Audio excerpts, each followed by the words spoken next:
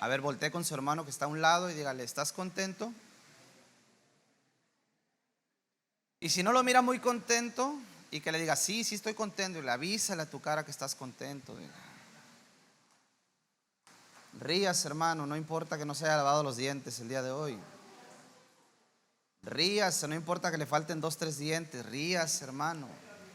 La risa es medicinal para el alma. ¿Cuántos alaban a Dios el día de hoy?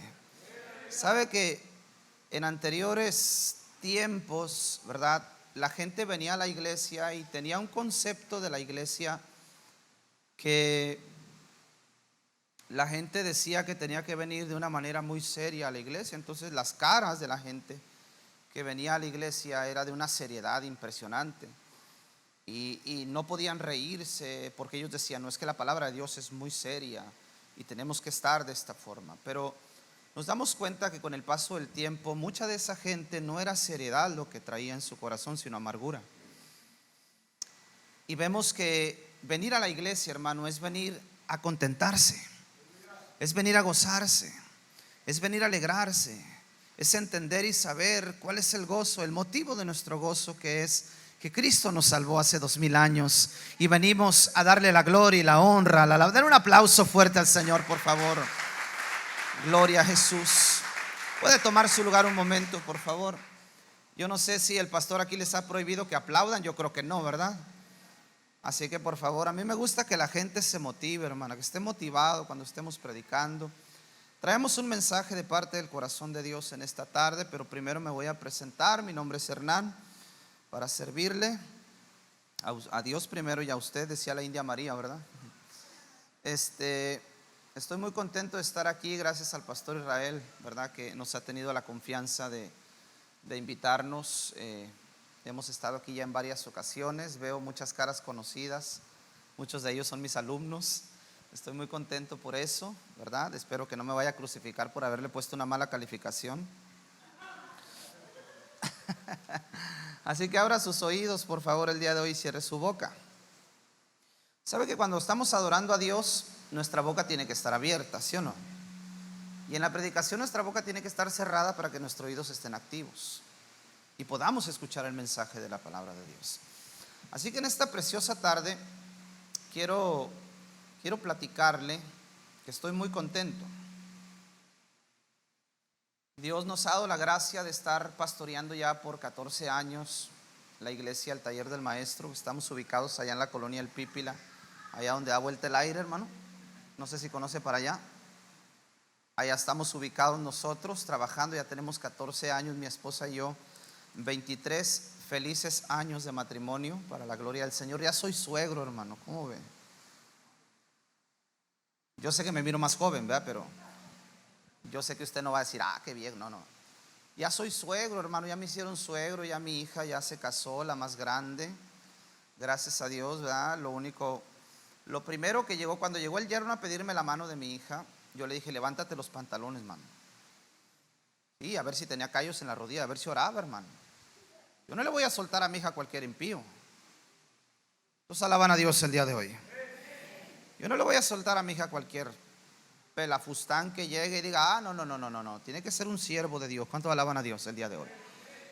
A mis hijas les hemos dado el ejemplo, hermano, de servicio toda la vida. Mi esposa se alivió de mi primera hija y a los 2 días ya estaba en la iglesia alabando a Dios, hermano.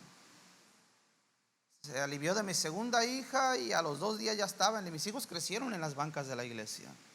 Cuando nació mi tercer hijo, a mi esposa le hicieron cesárea, no fue parto normal, fue el único porque estaba muy grande. Mi hijo pesó 5 kilos cuando nació, y le tuvieron que hacer cesárea.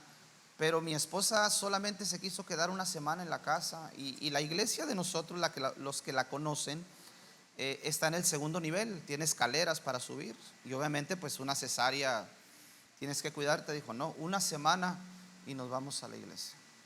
Mis hijos crecieron en la banca de la iglesia, hermano. Están acostumbrados, ¿verdad? Y aman al Señor con su corazón por una razón muy simple.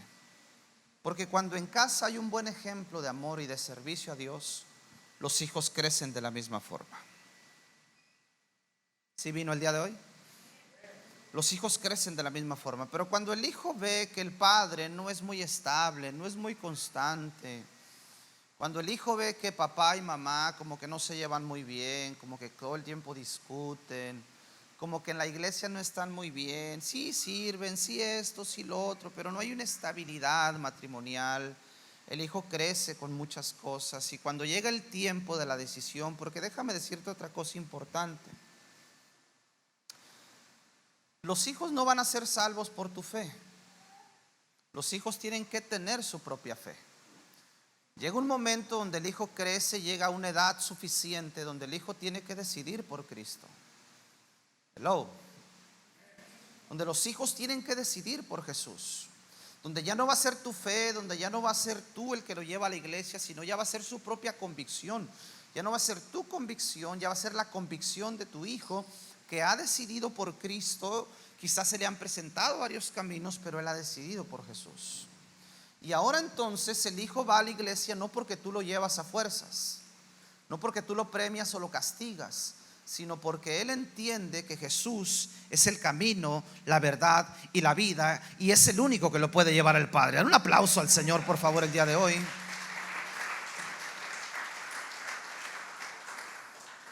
Y entonces mis hijos han crecido en la banca de las iglesias, hermanos. Nosotros hemos estado solamente en 3 iglesias donde nosotros nacimos en Cristo. ¿Sí? De ahí estuvimos 13 años en esa iglesia y Dios nos llevó a otro lugar a prepararnos o a terminar básicamente de prepararnos, donde estuvimos nada más 3 años. Y obviamente ya de ahí ya brincamos al lugar donde nosotros estamos pastoreando ya por 14 años. Entonces Dios ha sido muy bueno con nosotros, eso es lo que le quiero decir en términos generales. Y yo no sé si usted ha experimentado la bondad de Dios en su vida, yo creo que sí. Pero si ha experimentado la bondad de Dios, yo creo que su cara debiese estar diferente, hermano. Y su alabanza debiese estar, hermano, rebosando para la gloria del Señor Jesucristo. ¿Cuánto dicen amén el día de hoy? Vamos a la palabra del Señor el día de hoy. Vaya conmigo al libro de Apocalipsis, por favor, capítulo 2. Versículo 8 al 11. ¿Cuántos dicen amén el día de hoy? ¿Cuántos vienen a aprender palabra del Señor el día de hoy? Apocalipsis 2, versículos 8 al 11. No sé si me lo ponen ahí en la pantalla. Gloria al Señor. Estamos muy contentos de estar aquí, hermano. ¿Lo tiene conmigo? Apocalipsis capítulo 2, versos 8 al 11, para la gloria del Padre, del Hijo y del Espíritu Santo, dice de la siguiente manera: escribe al ángel de la iglesia en Esmirna, el primero, quiero que preste atención aquí, hermano, el primero y el postrero, el que estuvo muerto y vivió, dice esto: yo conozco tus obras y tu tribulación y tu pobreza. Y entre paréntesis dice: pero eres rico. Y la blasfemia de los que se dicen ser judíos y no lo son, sino sinagoga de Satanás. No temas en nada lo que vas a padecer. He aquí el diablo echará a alguno de vosotros en la cárcel, para que seáis probados, y tendréis tribulación por 10 días. Sé fiel, dice la Biblia, hasta la muerte, y yo te daré la corona de la vida. El que tiene oído, oiga lo que el Espíritu dice a las iglesias. El que venciere no sufrirá daño de la muerte o de la segunda muerte. Den un aplauso a la palabra del Señor, por favor, el día de hoy. Vamos a analizar el comportamiento de una de las iglesias más importantes de Asia Menor. Nuestro Señor Jesucristo da al apóstol Juan un poderoso mensaje para esta iglesia. Y vamos a analizar el comportamiento de la iglesia, como ya se dio cuenta, de Esmirna, ¿sí? Pero vamos paso a paso. Gracias, hermanito. Primero vamos a hacer un análisis teológico, exegético de esta iglesia. La ciudad de Esmirna era una ciudad ubicada en la provincia romana de Asia Menor. Era una ciudad que fue destruida por completo por los babilonios en el año aproximado 627 a.C. Pero luego fue reconstruida y levantada de nuevo por los griegos En esta ciudad fue construido un templo dedicado al emperador romano Tiberio, según historiadores. Esmirna era una ciudad muy hermosa, al grado que se le llamó la perla del mar Egeo. Esmirna significa mirra, pues seguramente, según los historiadores, había muchos que producían, ¿verdad?, este perfume, porque la mirra era un perfume. Y según los historiadores dicen que en esta ciudad se producía mucho este perfume, el cual era utilizado para embalsamar los muertos, ¿sí?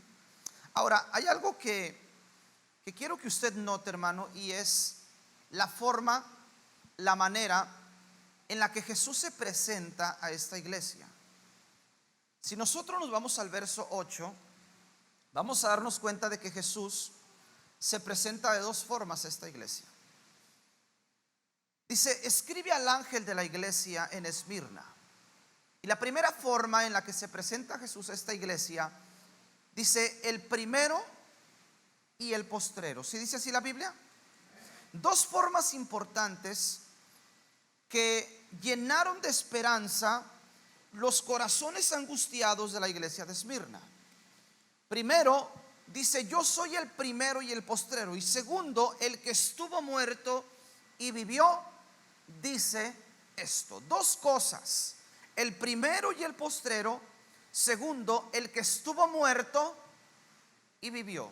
Es interesante, hermano, interesante observar la manera y la forma en la que Jesús se presenta a esta iglesia. Dos formas muy importantes que llenaron de esperanza los corazones angustiados de la iglesia de Esmirna y de todos aquellos que estaban sufriendo persecución y angustia, escuche bien, por causa de Cristo. Diga conmigo: por causa de Cristo.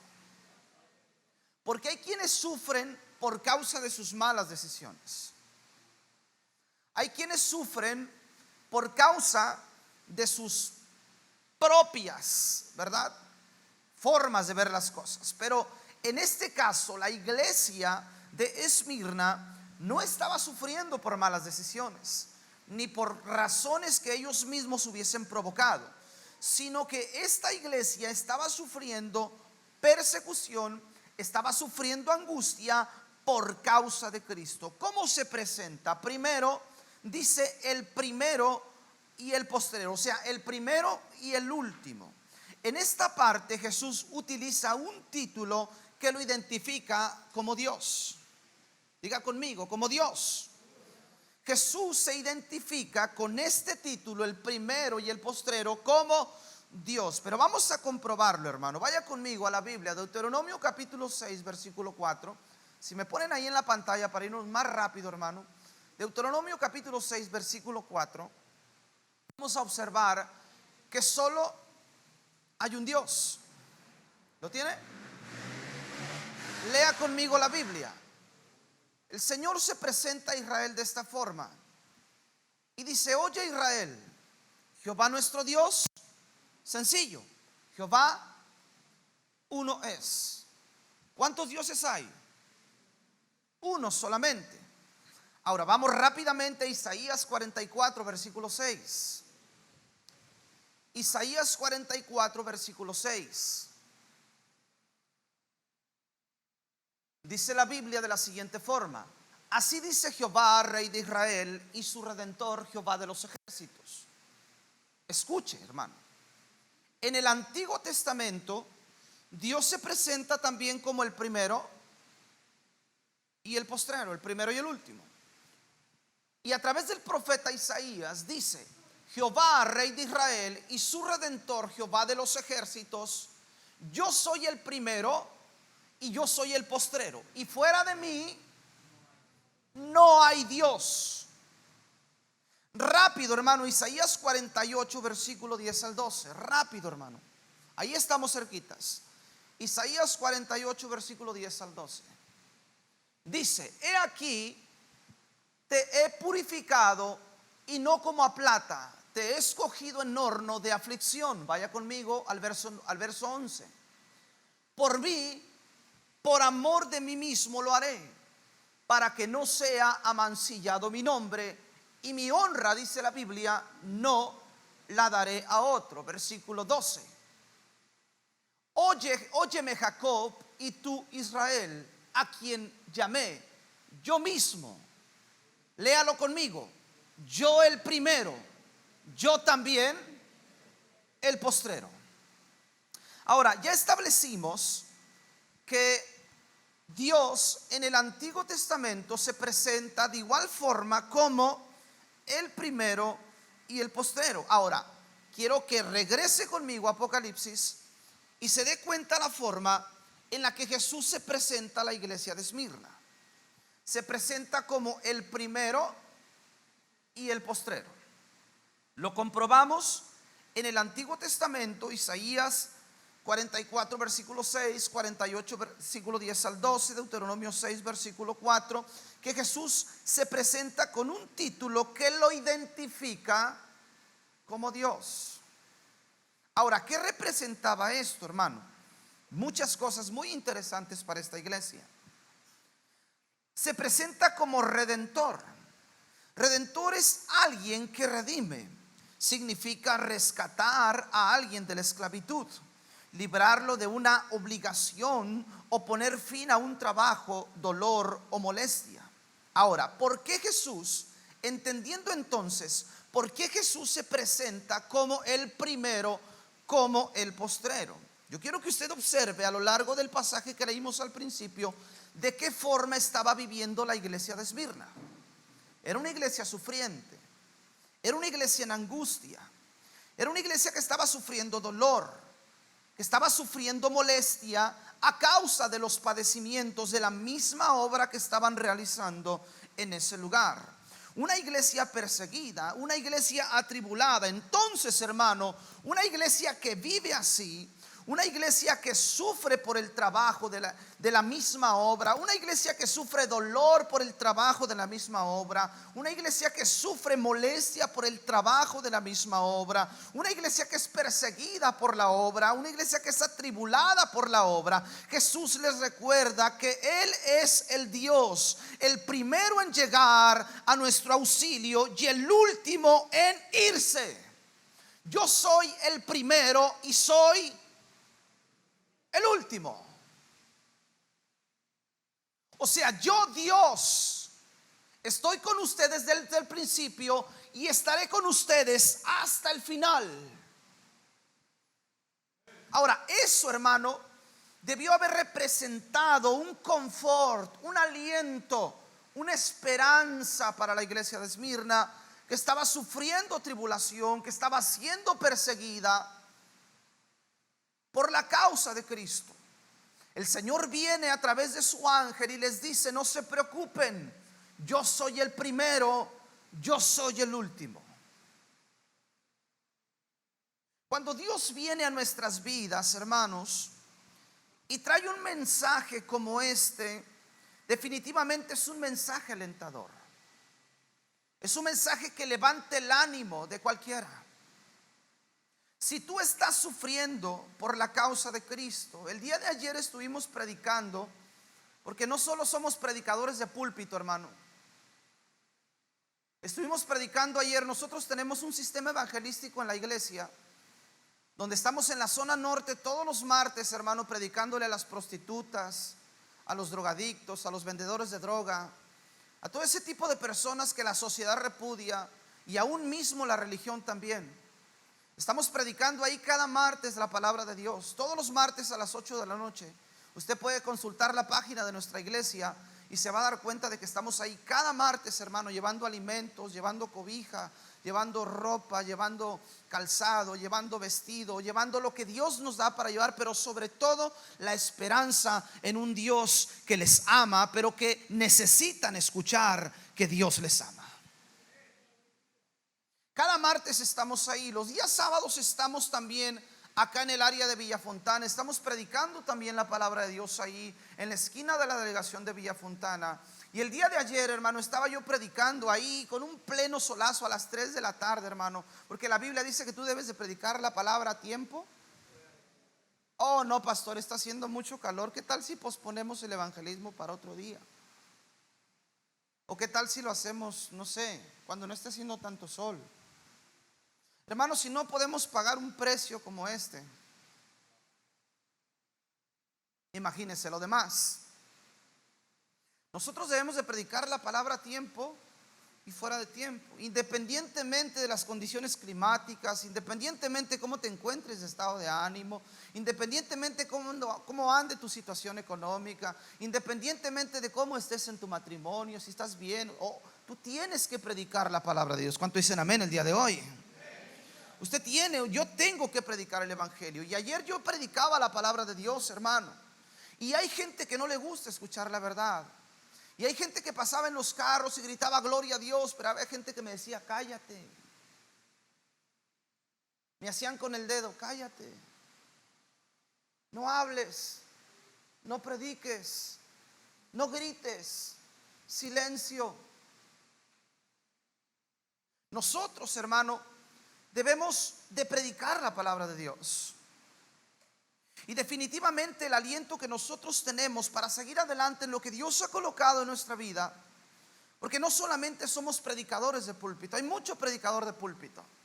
Hay mucho predicador que busca, querido hermano, los púlpitos donde hay ofrendas.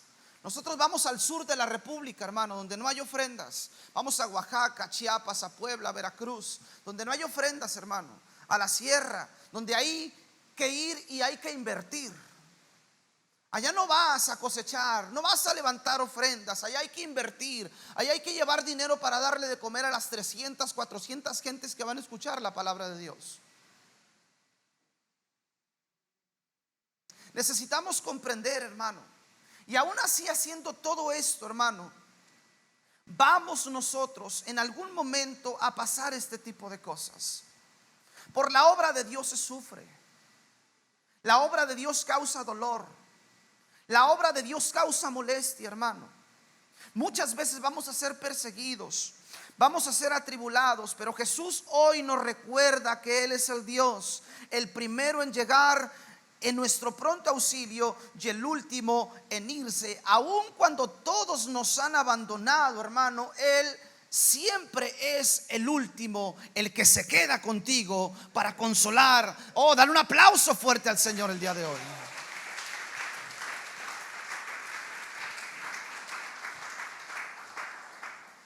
Y esa es la razón por la cual Jesús se presenta a esta iglesia. Esta iglesia, esta gente necesitaba escuchar estas palabras. Necesitaba una palabra de Dios. Como cada uno de nosotros necesitamos venir a la iglesia y que en la iglesia haya una palabra de Dios, algo que nos conforte, que nos aliente, y más cuando estamos atravesando alguna situación, algún problema, alguna dificultad a causa de lo que nosotros somos en Dios.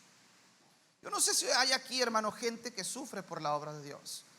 Pero en ocasiones, hermano, cuando uno le presenta el evangelio a la familia, por ejemplo, yo no sé si haya gente aquí que tenga familia inconversa. La mayoría de los que estamos aquí tenemos familia que no son cristianos. Y que cuando usted llega a su casa empiezan a sacar las cervecitas, empiezan a decir groserías, empiezan a esto, incluso a burlarse de usted. A nosotros nos pasó por muchos años. Bueno, por parte de mi familia no, hermano, porque gracias a Dios todos somos cristianos en mi familia, mis hermanos, mis sobrinos, mis cuñados, mis cuñadas. Entonces nuestras reuniones no son así. Pero por parte de mi esposa, su familia no es creyente, hermano, no son cristianos. Y nosotros sufrimos mucho eso por muchos años, que cuando íbamos allá empezaban, y cuando llegábamos empezaban a sacar esto, a sacar aquello. Ellos sabían que nosotros no participábamos de esas cosas. Pero sin embargo, hermano, nosotros tuvimos que soportar por mucho tiempo. Ahora ya nos respetan, gracias al Señor. Pero por muchos años tuvimos que tolerar ese tipo de cosas. Y gracias a Dios hasta este momento Dios nos ha dado la victoria. ¿Cuántos alaban a Dios el día de hoy? Ahora, Él es el primero y Él es el último. Ahora, esto nos habla también de eternidad.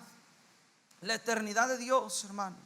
Y eso es un gran consuelo para la iglesia, comprender que aunque estén siendo perseguidos o estemos siendo perseguidos y atribulados, Él siempre estará con nosotros, porque Él es un Dios eterno.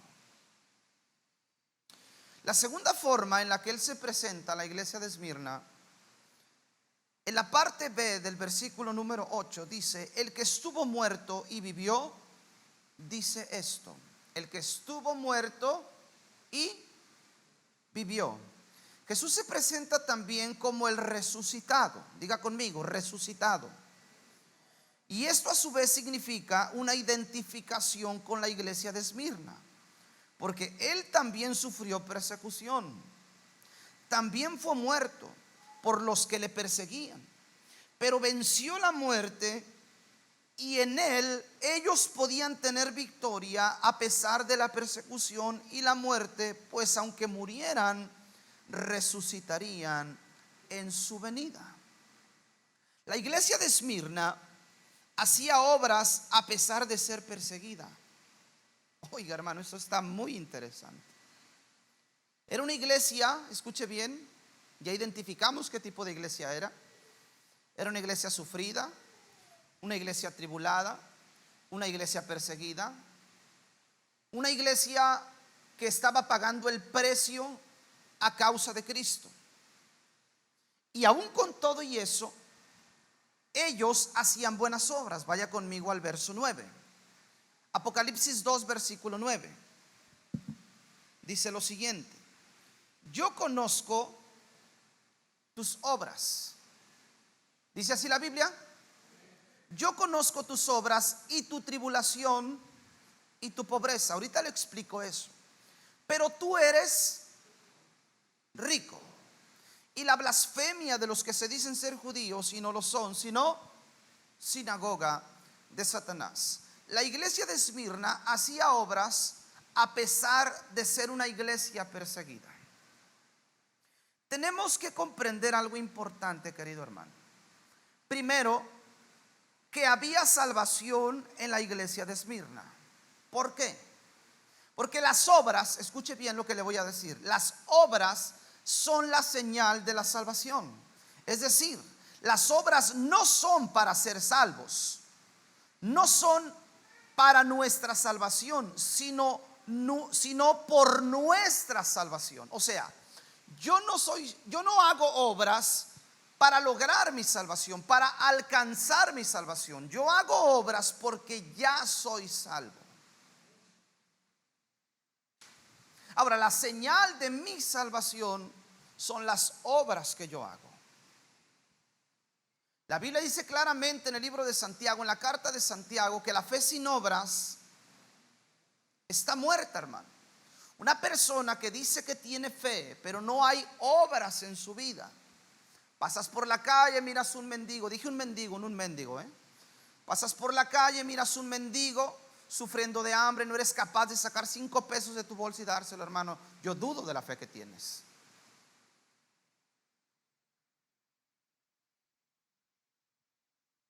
Ve la necesidad de la iglesia, hermano. Mire, hay mucho egoísmo, hermano, hoy en día dentro de las congregaciones. Mucho egoísmo y mucha falta de comunicación. Hemos predicado miles de veces en los púlpitos que somos el cuerpo de Cristo. Si fuésemos el cuerpo de Cristo, hermano, muchas veces nosotros nos damos cuenta de que nuestro hermano que está sentado a nuestro lado tiene 3 meses sin trabajar. ¿Te has preocupado de cómo están sus nervios? ¿Te has preguntado si tiene para pagar la renta, si tiene para comer? Hay mucho egoísmo dentro de las congregaciones, hermano. A nuestro alrededor hay mucha gente en necesidad, a la cual muchas veces nosotros no prestamos atención. Venimos a la iglesia, servimos, hacemos lo que tenemos que hacer y pensamos que estamos cumpliendo con Dios. Vamos y nos sentamos en oración y nos jactamos y decimos: Señor, yo estoy haciendo tu obra.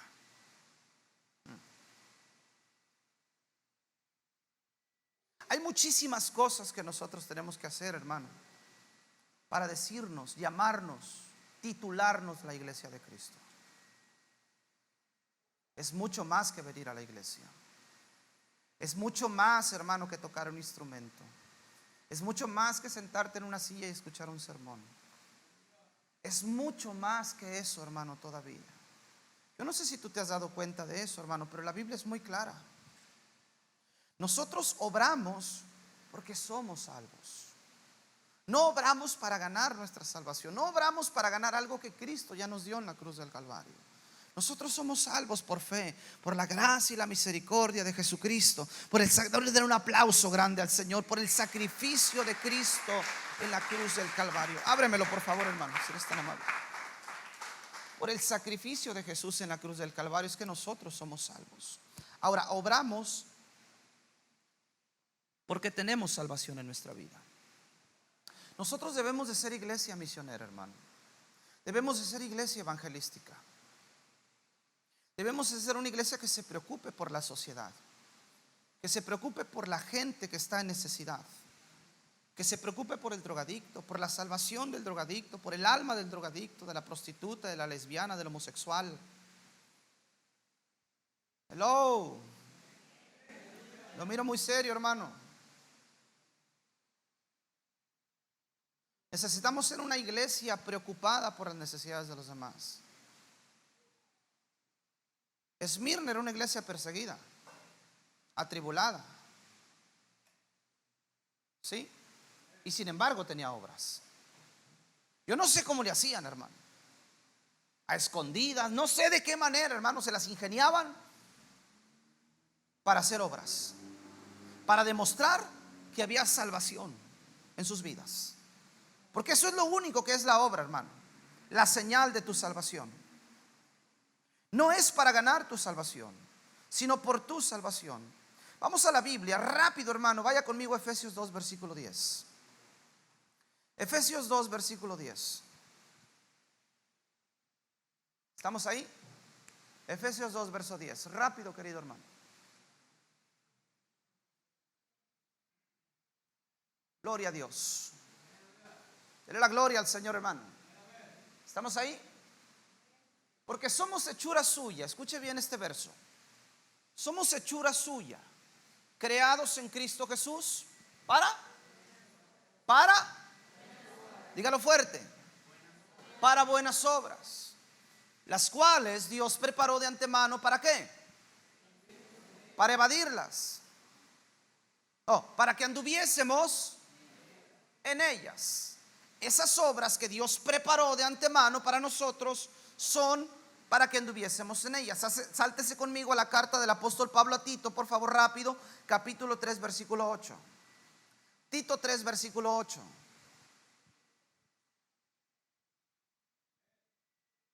¿Estamos ahí?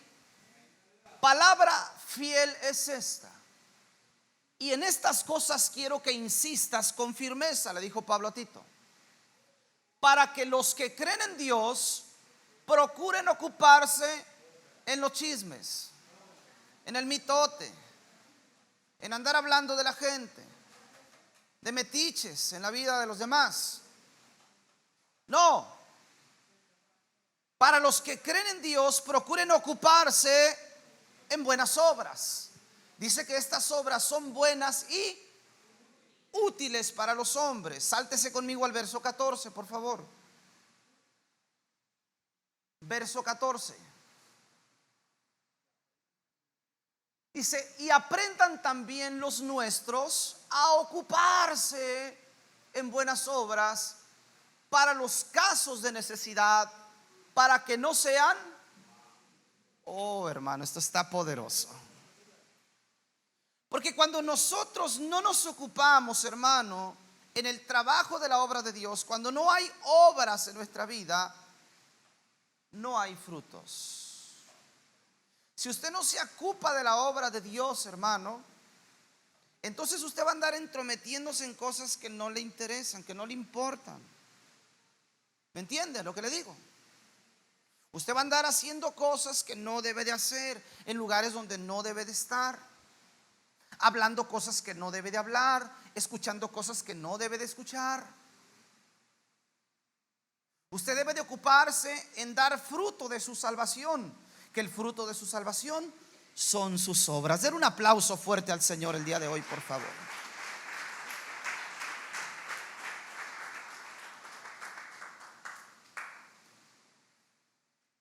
El fruto es producto de nuestra salvación. Nadie puede dar un fruto, hermano, para Dios si no hay salvación en su vida. Nadie puede dar un fruto de Dios en su vida si no hay salvación en su vida. La iglesia de Esmirna estaba sufriendo por tres motivos, hermano. Vamos al versículo número 9, la parte B del versículo 9. Jesús les dijo lo siguiente a través de su ángel: yo conozco tus obras y tu tribulación. Número 1, estaban en tribulación. La palabra original en griego es filipsis, que literalmente significa presión, angustia, carga, persecución, aflicción. Número 2, no solamente estaban siendo atribulados o viviendo en tribulación, sino que también había pobreza. Versículo 9: yo conozco tus obras y tu tribulación, pero también tu pobreza. Pobreza, hermano. Los cristianos eran perseguidos. ¿Estamos bien hasta ahí? Los cristianos estaban siendo perseguidos. Ahora, en calidad de perseguidos, no podían trabajar libremente, ni mantener tampoco sus negocios, aquellos que tenían sus negocios. Y eso producía en ellos mucha pobreza, literalmente hablando, hermano, materialmente hablando. Y escasez, obviamente, también en cuestiones materiales. Pero el Señor les dice que son ricos espiritualmente. Y tenemos que decir, hermano, que esa es la verdadera o nuestra verdadera riqueza. Ellos estaban siendo perseguidos. Y en calidad de perseguidos, hermano, ellos no podían trabajar. Ellos vivían escondidos. No podían ir a trabajar libremente como tú y yo lo hacemos. No podían producir para sus familias. Si eran agricultores o ganaderos o los medios de trabajo que hayan existido en aquel tiempo, ellos no podían ejercerlo porque a causa de su fe estaban siendo perseguidos. Y eso les traía pobreza material, pero también les traía riqueza espiritual. Hello. Mire, yo no sé qué sería de muchos cristianos, hermanos, si saliendo el domingo de la iglesia no tuviesen para irse a comer a un restaurante. Yo no sé qué fuera la fe de muchos cristianos, de muchos creyentes, si al salir del culto el domingo no tuvieran para irse a los tacos. Pero esta iglesia nos da un claro ejemplo, hermano, de cómo debe de funcionar la iglesia de Jesús. Independientemente de cómo sean los tiempos, si son buenos o son malos. Si son buenos tiempos, gloria a Dios. Y cuando son buenos tiempos, la iglesia siempre dice gloria a Dios, dígalo conmigo. Pero cuando son malos tiempos, la iglesia también debe de decir, porque hay buenos tiempos donde no hay persecución, donde no hay angustia, donde no hay esto, donde no hay lo otro, donde todo está muy bien, todo está perfecto, hay salud, hay vida, y esto, y todo está muy bien, y todo es gloria a Dios. Pero cuando vienen los tiempos malos, nuestro pensamiento y nuestro corazón debe de ser exactamente el mismo. Y las palabras de nuestra boca deben de ser exactamente las mismas. Gloria a Dios. Los cristianos eran perseguidos. No podían trabajar libremente, ni tener negocios. Y eso producía en ellos mucha pobreza material, mucha escasez material. Pero el Señor les dice que ellos eran ricos espiritualmente.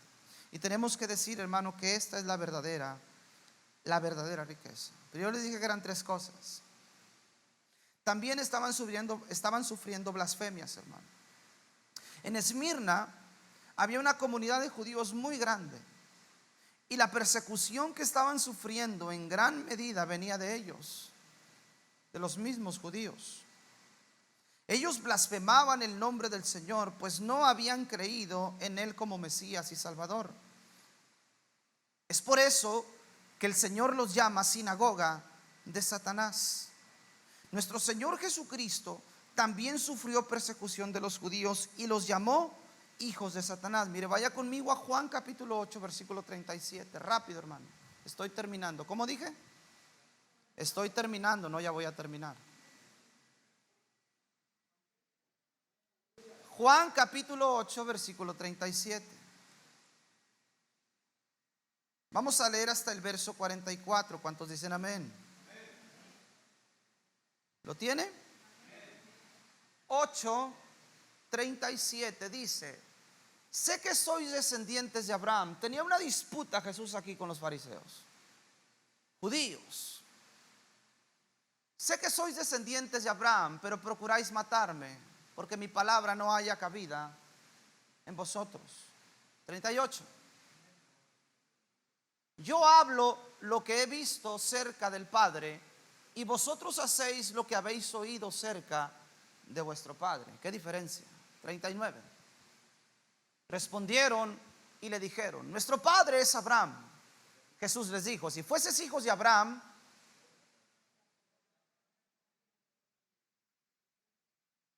¿estamos? Versículo siguiente: pero ahora procuráis matarme a mí, hombre que os he hablado la verdad, la cual he oído de Dios. ¿No hizo esto Abraham? 41. Vosotros hacéis las obras de vuestro padre. Entonces le dijeron: nosotros no somos nacidos de fornicación. Bien indignados aquellos hombres. Un padre tenemos, que es Dios. Siguiente.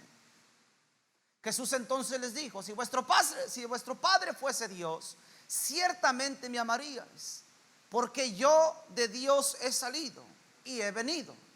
Pues no he venido de mí mismo, sino del que me envió. 43. ¿Por qué no entendéis mi lenguaje?, les dijo.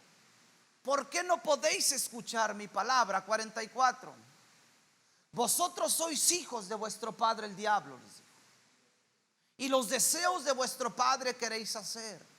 Él ha sido homicida desde el principio y no ha permanecido en la verdad, porque no hay verdad en él.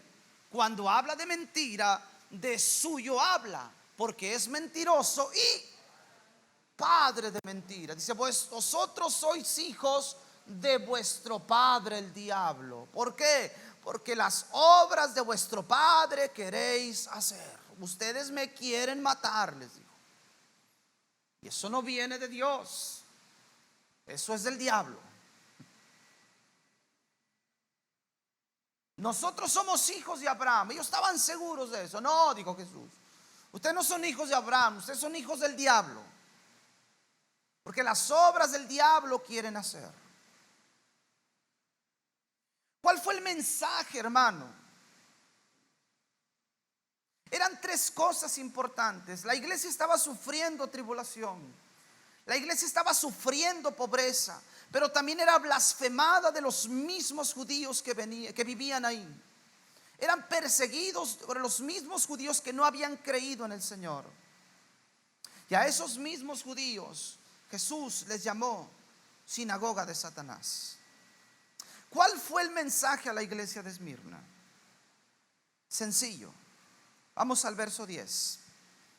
Apocalipsis 2, versículo 10. No temas en nada lo que vas a padecer. Voltea con alguien que tenga a un lado y dígale: no temas en nada lo que vas a padecer. Porque dentro de la obra de Dios hay padecimientos. Porque dentro de la obra de Dios se sufre, hermano. Se batalla, se lucha, se pelea. Hay momentos donde todo está bien, pero hay momentos donde no es así. Y eso no tiene que definir nuestro actuar, nuestro caminar, nuestra manera de pensar o de sentir. Hay gente que mientras todo está bien, muy contentos, pero cuando todo está mal se descomponen. No. Las cosas que pasan en la obra de Dios en nuestra vida no tienen que definir nuestra postura delante de Dios. Yo he creído en un Dios vivo, hermano, y he creído en sus promesas. He creído que Él está conmigo todos los días hasta el fin del mundo, y eso me consuela. Den un aplauso grande al Señor. Eso me consuela, me alienta, me anima a seguir adelante, a seguir peleando, a seguir luchando, a seguir batallando, hermano. ¿Qué importa? ¿Qué importa mi situación? ¿Qué importa mi situación? ¿Qué acaso no recitamos a cada ratito, ya no vivo yo, sino Cristo vive en mí? Entonces, ¿por qué te importa tanto tu situación? ¿Por qué te importa tanto tu bien material? ¿Qué no se supone que ya es Cristo en ti, que ya no eres tú? Ya no vivo yo, sino Cristo vive en mí. Y lo que ahora vivo en la fe, lo vivo en el Hijo de Dios, el cual me amó. Si entendiéramos bien eso, hermano, no nos la pasaríamos quejando de lo que nos pasa.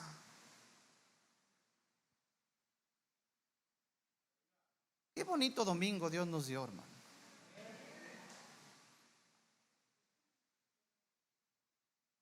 No, y ve la que les espera ahorita ahí en el taller, hermano. Qué bonito domingo Dios nos dio el día de hoy.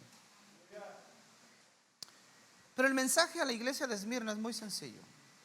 No temas en nada. Nada de lo que vayas a padecer. El Señor les estaba confirmando, primero, que iban a padecer. No temas en nada de lo que vayas a padecer. Estaba confirmado que iban a padecer, que tendrían sufrimientos, persecuciones, pero que no dieran lugar al temor. Dice que el diablo echaría a algunos en la cárcel, pero era con un propósito. Y ese propósito era el ser probados. Pero observemos, hermano, que esa prueba tendría un límite de tiempo establecido por Dios. Cuando la prueba, escuche bien, cuando la prueba viene de Dios, el tiempo de duración de la prueba, Dios lo establece.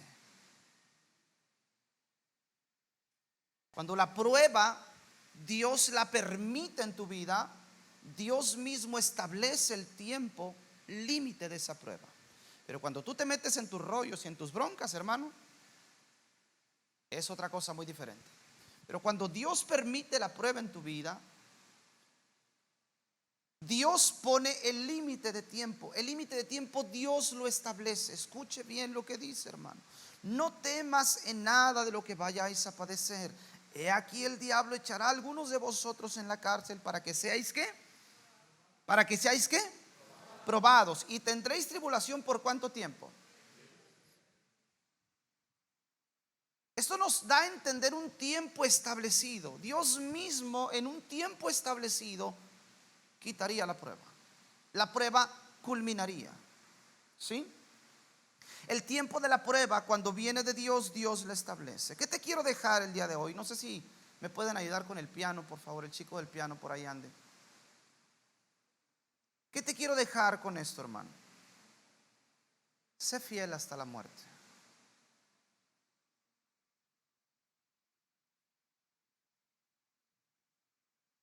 Sé fiel hasta la muerte. No escuché ningún amén. Oh, gracias por su entusiasmo, hermano. Sé fiel hasta la muerte. Sé fiel.